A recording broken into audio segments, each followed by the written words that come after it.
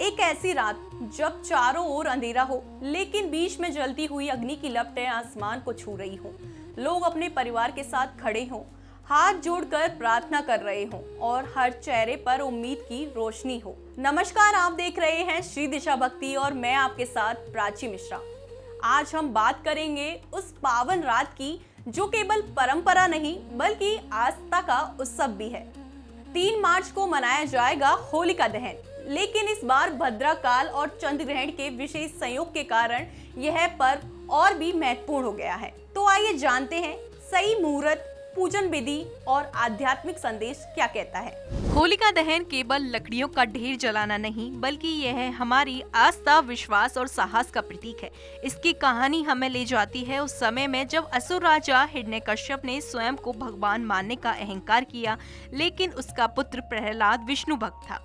अपने पुत्र की भक्ति से क्रोधित होकर हिरण्यकश्यप ने उन्हें अनेक यातनाएं दी, परंतु हर बार ईश्वर ने उनकी रक्षा की। अंत में उसने अपनी बहन होलिका को आदेश दिया, जिसे अग्नि से न जलने का वरदान था। वह प्रहलाद को लेकर अग्नि में बैठ गई, लेकिन हुआ चमत्कार, प्रहलाद सुरक्षित रहे और होलिका जलकर भस्म हो गई। यही कारण है कि होलिका दहन हमें सिखाता है कि सच्ची भक्ति और सत्य की हमेशा जीत होती है। अब जानेंगे 2026 में होलिका दहन की सही तिथि और समय क्या है।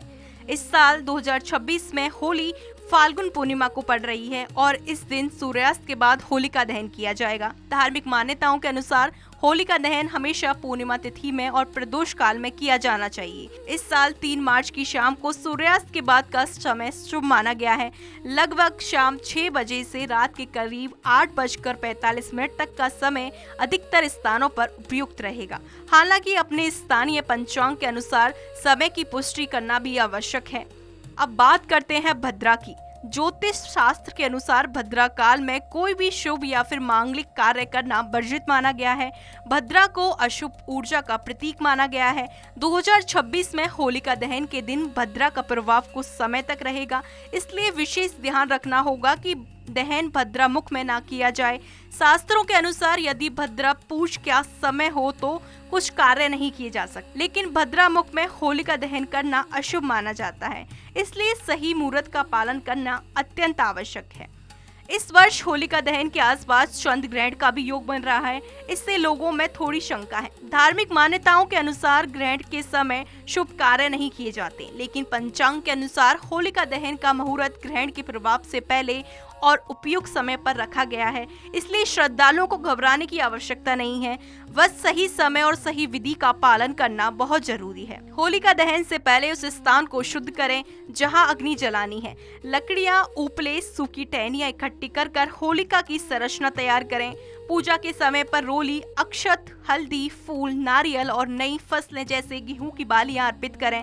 सबसे पहले होलिका की पूजा करें, जल अर्पित करें और परिवार की सुख समृद्धि की कामना करें। फिर शुभ मुहूर्त में अग्नि प्रज्वलित करें, अग्नि के चारों ओर परिक्रमा करें और प्रार्थना करें कि जीवन की सभी नकारात्मकताएं इस अग्नि में जलकर समाप्त हो जाएं। अगले दिन होली खेलने से पहले होलिका की राख को तिलक के रूप में लगाएं। होलिका दहन की पवित्र रात के बाद आता है रंगों का त्योहार दुल्हनी यानी कि रंग वाली होली। यह दिन आपसी प्रेम, भाईचारे और खुशी का प्रतीक माना जाता है।